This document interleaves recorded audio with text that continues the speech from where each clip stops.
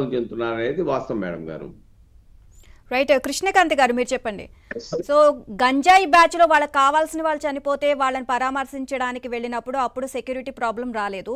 So ఇప్పుడున్న ప్రభుత్వం ప్రజల కోసం పనిచేస్తుంది, ప్రజలకు అన్నీ కూడా మేలు కలిగేలా కొన్ని పథకాలు తీసుకొచ్చి వాళ్ళకి అన్నీ నెరవేరుస్తుంటే వాళ్ళపైన నిందలు వేయడానికి రోడ్ షోలు, ప్రజల్ని రెచ్చగొట్టడానికి రోడ్ షోలు నిర్వహిస్తున్నప్పుడు కూడా వాళ్ళకి ఎటువంటి సెక్యూరిటీ ప్రాబ్లం రాలేదు. బట్ కోర్టు మెట్లు ఎక్కడానికి మాత్రం ఎక్కడలేని సెక్యూరిటీ ప్రాబ్లం అంటూ చెప్పుకొస్తున్నారు. సో నేను కనుక కోర్టుకు వస్తే సెక్యూరిటీ ప్రాబ్లం ఉంటుంది అని చెప్తున్నాడు జగన్.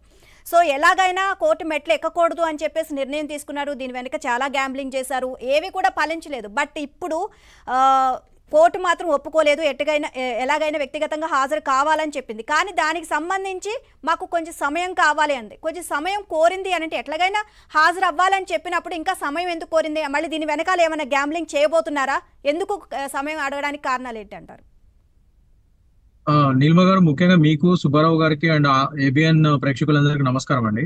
ఇవాళ రోజు మనం చూసుకుంటే జగన్ గారు ఇప్పటికీ చాలా సార్లు, అంటే Jagan and his legal team వాళ్ళు చాలా తెలివిగా ఒక 12 ఏళ్ళ నుంచి ఈ కేసుని ముందుకు సాగనివ్వకుండా, ఇది ఏదైతే DA case, disproportionate assets case filed by CBI, so ఆ సిబిఐ కేసు ఏదైతే ఉందో డిఏ కేసు, అది ఇన్ని రోజులు 12 ఏళ్ళు పైబడి ఇప్పటివరకు అది ట్రయల్ దశకి వెళ్లకుండా దాన్ని రకరకాలుగా అడ్డుకోవటము, లాలో ఉన్న లూపోల్స్ వాడతాము, టెక్నికల్ గా ఫ్రాంక్ గా చెప్పాలంటే. సో ఏ విధంగా వాళ్ళు వందల కొద్ది డిశ్చార్జ్ పిటిషన్స్ వేశారో వాటిని, ఆ కేసెస్ ముందు సాగనివ్వకుండా ఆపారు, ఇవన్నీ మనం చూస్తూ వచ్చాం. ఒకవేళ ఇప్పుడు సిబిఐ కోర్టులో వాళ్ళకి చుక్క ఎదురైతే మళ్ళీ హైకోర్టులో అప్పీలు, లేకపోతే నెక్స్ట్ సుప్రీంకోర్టుకి అప్పీలు, అలా వందల కొద్ది డిశ్చార్జ్ పిటిషన్స్ అన్ని టాప్ ఎపెక్స్ కోర్టు నుంచి కింద లోవర్ సిబిఐ కోర్టు వరకు అన్నింటిలోనూ వాళ్ళు వేసి ఉంచారు. సో అదన్నీ మనం చూస్తున్నాం. అంటే లాలో లొసుగులు ఉండొచ్చు, కానీ at the same time at the end of the day ultimately law నుంచి ఎవరు తప్పించుకోలేరు. అది సీఎం అయినా ఒకడే, ఒక చిప్పకుడు తినే మామూలు బెగ్గరైనా ఒకటే, ఎవరైనా లా ముందు ఒకటే. సో అది క్లియర్ గా ఇవాళ రోజు మళ్ళీ మనకి, అంటే ఇదివరకు ఏంటంటే justice delayed is justice denied అని చెప్పి అనుకునేటోళ్ళం నీలిమ గారు. బట్ ఇప్పుడు ఏంటంటే ఇప్పుడున్న ఈ చాలా ఫ్యాక్టర్స్ వల్ల కొద్దిగా లేట్ అవుతున్నాయి కేసెస్, మనం కాదనట్లేదు. ఎందుకంటే మనకు ఒఫీషియల్ స్టాటిస్టిక్స్ చూసుకుంటే ఇవాళ రోజు ఇండియాలో 5 crores పైచిలుకు కేసెస్ పెండింగ్ లో ఉన్నాయి వాళ్ళ రోజు. That is because of so many factors. Judiciary అంత ఎక్కువ మంది లేరు, ఇంకా రిక్రూట్మెంట్ జరగాలి judges the. So what ever meet ఒక్కొక్క జడ్జి మీద చాలా ప్రెషర్ ఉంది. సో ఒక్కొక్క జడ్జి రోజుకి హైకోర్టులో మీరు చూసుకుంటే 200-300 కేసెస్ కాజ్ లిస్టులు ఉంటాయి. So that's a different story. So దాని వల్ల కొద్దిగా డిలే అయితే మాత్రం నిజమే. కానీ ఇప్పుడు కొత్త నానుడి ఏంటి, justice might be delayed but ultimately it not be denied. తప్పకుండా తప్పు చేసిన వాళ్ళు చట్టం ముందు తప్పించుకోలేరు. కొద్దిగా లేట్ అయినా ఖచ్చితంగా వాళ్ళకి శిక్షలు పడతాయి ఒకవేళ నిజంగా వాళ్ళు తప్పు చేసినట్టయితే. సో ఇవన్నీ ఖచ్చితంగా న్యాయ వ్యవస్థ మీద ఇప్పటికీ నమ్మకం ఉంది మా అందరికి. సో ఇవాళ రోజు దానికి ఒక విధంగా సాక్ష్యమే ఇవాళ రోజు జగన్ గారిని అల్టిమేట్లీ ఫైనల్ గా సిబిఐ కోర్టు మీరు November 21st కి రావాల్సిందే, ఫిజికల్ ప్రెసెన్స్ ఈజ్ మస్ట్. ఎందుకంటే మొన్న మనం చూసాం ఆయన లండన్ టూర్కి వెళ్ళారు. So without giving a proper contact number, ఏదో ఎవరిదో ఫోన్ నెంబర్, అంతకుముందు ఎక్కడో ఒక టీవీ ఛానల్ లో చూసాం ఇదివరకు ఎలక్షన్స్ ముందు, నేను ఫోనే వాడిన, అసలు నా దగ్గర ఫోన్ నెంబరే లేదని చెప్పి కొత్త సూక్తులు చెప్తున్నాడు ఆయన. సో అది కాస్త నిజంగానే సీరియస్ గా తీసుకొని ఆయన నిజంగానే ఎవరిదో ఫోన్ నెంబర్ ఇచ్చాడు ఆయన లండన్ కి వెళ్తూ. అది కోర్టు వారు, సిబిఐ వారు వెంటనే దాని మీద పిటిషన్ దాఖలు చేయడం జరిగింది. ఆయన ఫోన్ నెంబర్ కూడా రాంగ్ ఇచ్చాడు, ఇది బెయిల్ టర్మ్స్ అండ్ కండిషన్స్ లో ఉల్లంఘన, అనేది ఇమీడియట్ గా అతని మీద యాక్షన్ తీసుకోవాలి, అతనికి బెయిల్ డిస్మిసల్ కూడా వేయాలని చెప్పి డిస్మిసల్ పిటిషన్ కూడా వేయడం జరిగింది. బట్ ఎనీవేస్ అది వేసే లోపల అతను మళ్ళీ వెంటనే Jagan and his team, legal team అప్రమత్తం అయిపోయి వెంటనే బ్యాక్ వచ్చేసారు లండన్ నుంచి.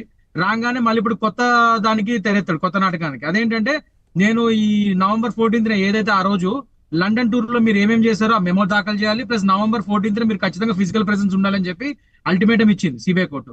మళ్ళీ దానికి కొత్త నాటకం ఒకటి తెర లేపారు. అదేంటంటే మేము ఫిజికల్ గా రాలేను, సెక్యూరిటీ ఇష్యూస్, ఎందుకంటే నాకు జెడ్ కేటగిరీ సెక్యూరిటీ కావాలి, సో దానివల్ల లా అండ్ ఆర్డర్ ఇష్యూస్ అయితే, సో దయచేసి మేము జనరల్ స్కైప్ పిటిషన్ అంటాం కోర్టులో, లేకపోతే వీడియో కాన్ఫరెన్స్ పిటిషన్.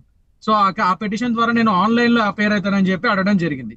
దానికి ఇవాళ రోజు మనం చూసుకుంటే నీలిమ గారు, మొందా తుఫాన్కి మా కృష్ణా జిల్లాలోనే, మా కాన్స్టిట్యున్సీ అది. సో అక్కడ మీరు రైతుల దగ్గర వచ్చి షో పుట్టపు వీడియోలు చేసి మీ ఇన్స్టాగ్రామ్ లో అన్నింటిలోనూ పెట్టుకున్నారు రీల్స్, వచ్చి రైతులు ఓదారుస్తున్నారు మొందా తుఫాన్ లో. మరి అప్పుడు మీకు లా అండ్ ఆర్డర్ ప్రాబ్లం రాలేదు. అంతకుముందు మీరు చెప్పినట్టు అదో గంజాయి బ్యాచ్ ని కొట్టినప్పుడు తిట్టినప్పుడు వాళ్ళని ఏదో పరామర్శించి వెళ్ళినప్పుడు పరామర్శించడానికి వెళ్ళినప్పుడు అప్పుడు మీకు లా అండ్ ఆర్డర్ ఇబ్బంది రాలేదు. సో మీరు విహారయాత్రలు, జైత్రయాత్రలు, లండన్లకి వాటికి తిరిగినప్పుడు మీకు లా అండ్ ఆర్డర్ ఇష్యూలు ఉండవు. కేవలం కోర్టుకి రండి మహాప్రభు అన్నప్పుడు మాత్రం మీకు లా అండ్ ఆర్డర్ ఇష్యూ వచ్చేస్తుంది, సెక్యూరిటీ ప్రాబ్లమ్స్ వచ్చేస్తున్నాయి. సో అదే ఇవాళ రోజు సిబిఐ తరపున న్యాయవాదులు కూడా అదే చెప్పే అవకాశం ఉంది. మొన్న చెప్పారు కూడా ఆ విషయాన్ని. చెప్తేనే దానికి అనుగుణంగా సరే ఇప్పటికిప్పుడు నువ్వు November 14 రాలేవు, కానీ నీకు ఒక చిన్న వెసులుబాటు ఇస్తున్నాం, November 21 వరకు నీకు టైం ఇస్తున్నాము, November 21 మాత్రం నువ్వు ఖచ్చితంగా హాజరు కావాల్సిందే, నథింగ్ డూయింగ్ అని చెప్పి వాళ్ళ రోజు సిబిఐ కోర్టు తేల్చి చెప్పేసింది. సో 100% November 21 ఆయన ఇంకా కొత్త నాటకాలు ఆడడానికి ఏం లేదు. ఆయన legal team they has to come, physical గా ప్రెసెంట్ అవ్వాల్సిందే. అండ్ ఫిజికల్ గా ప్రెసెంట్ అయిన తర్వాత నెక్స్ట్ ఫ్రేమింగ్, ఇన్ని రోజులు ఇది ఫ్రేమింగ్ ఆఫ్ చార్జెస్ కూడా కాలేదు. ఎందుకంటే నేను చెప్పినట్టు ఇందాక వీళ్ళు డిశ్చార్జ్ పిటిషన్స్ కానీ, రకరకాల ఎగ్జామ్షన్ పిటిషన్స్ కానీ, రకరకాలుగా ఏ విధంగా డిలే చేయాలి అన్ని విధాలు డిలే చేసుకుంటూ వచ్చారు. మధ్యలో మన దౌర్భాగ్యానికి మధ్యలో ఆయన సీఎం కూడా అయ్యారు, ఆంధ్ర ప్రజల దౌర్భాగ్యానికి 5 ఏళ్ళు. సో దానివల్ల ఆయన కొద్దిగా ఇంకెక్కువ వెసులుబాటు వచ్చింది. నేను సీఎంని కాబట్టి ఇప్పుడు నేను రెగ్యులర్ గా కోర్టులకు హాజరు కాలేను, అది కాలేను, ఇది కాలని చెప్పి దానివల్ల కూడా ఎగ్జామ్షన్స్ వచ్చాయి ఆయనకి. చాలా ఇలా రకరకాల ఫ్యాక్టర్స్ అన్ని కలిసి వచ్చాయి ఆయనకి. బట్ ఇంకా ఇప్పుడు ఎటువంటి ఎగ్జామ్షన్స్ లేవు. November 21 ఆయన ఫిజికల్ గా ప్రెసెంట్ అవుతారు.